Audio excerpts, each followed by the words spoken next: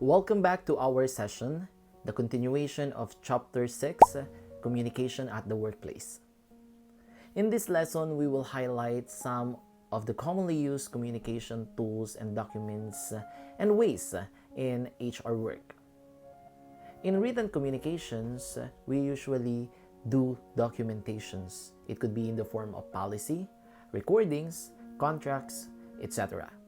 Or in the form of memorandums, like letter of announcement or disciplinary notice and even resolutions. In verbal communication, we usually train people. We do training presentations. We usually facilitate events. Therefore, we do public speaking and engagements. As HR, we usually have the role of being a secretariat, someone who records and takes down necessary details from discussions or meeting. And that is documented in detailed format in minutes of the meeting. Minutes of the meeting, or MOM, can be defined as a written record of everything that happened during a meeting. They are used to inform people who didn't attend the meeting about what happened, or to keep track of what was decided during the meeting so that you can revisit it and use it in future purposes or to inform future decisions. Basically, it contains decisions made or motions made, votes, etc. Next steps: planned identification and tracking of actions items tackled in the meeting. There are 5 steps that you must include in making an MOM. First is pre-planning, record taking at the meeting.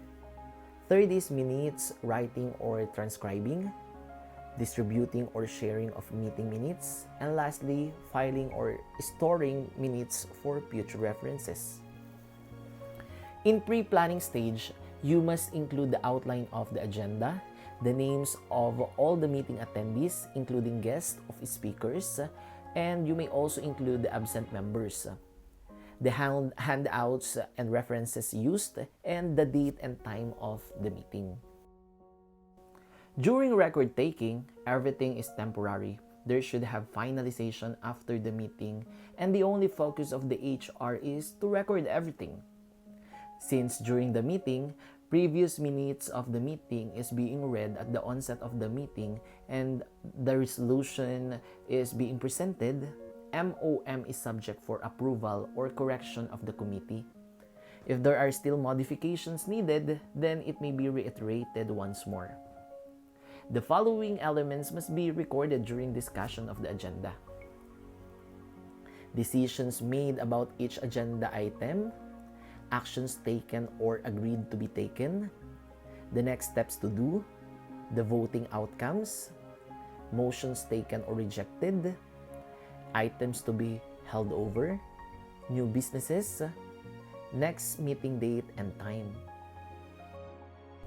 This is the preview of an outlined minutes of the meeting.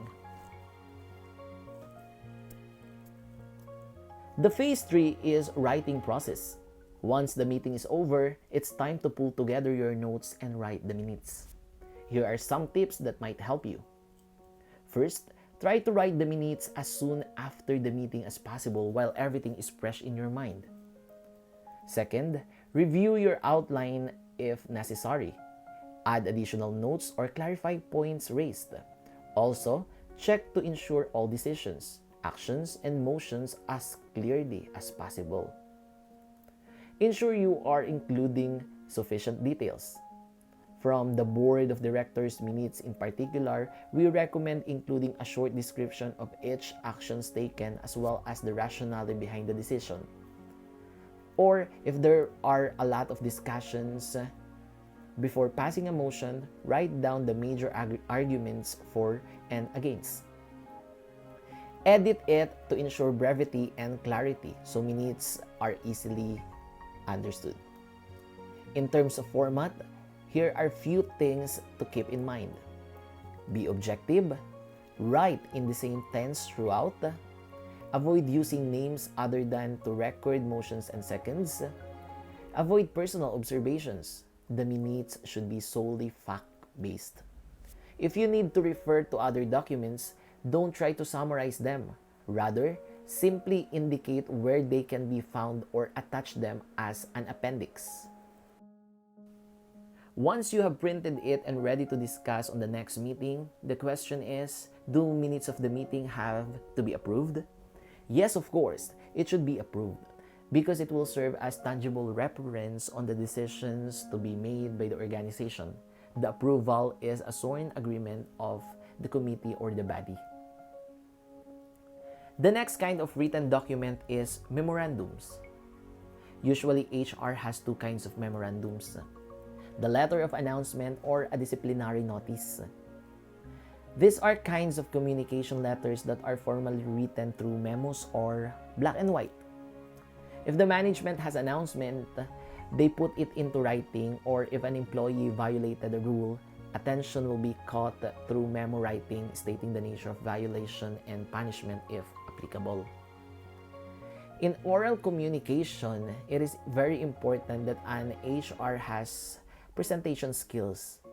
It means the communication which can be adapted to various speaking situations such as talking to a group, addressing a meeting, or briefing a team.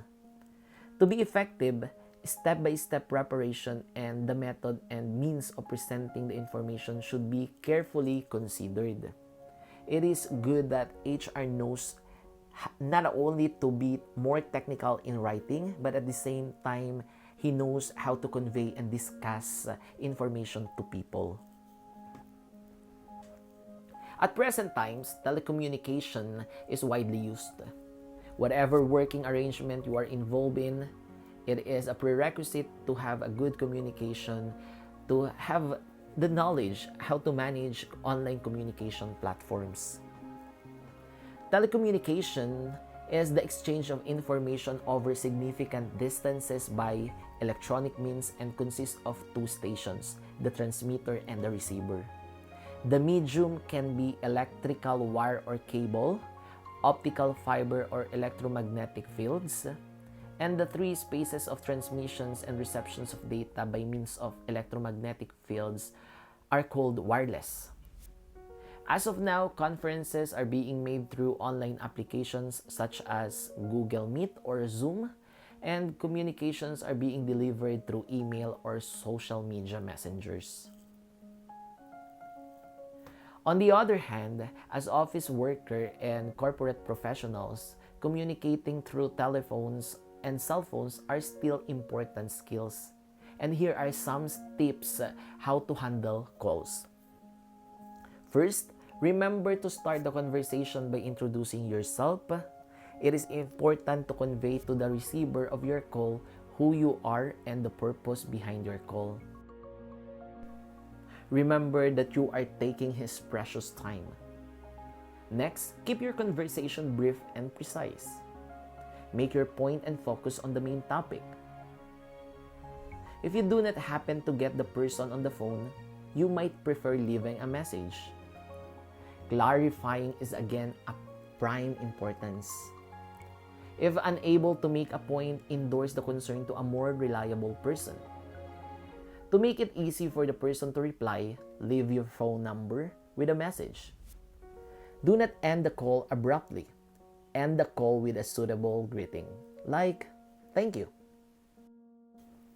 Same way in using emails. We should observe proper etiquette because reading materials give emotions for itself. So here are some tips.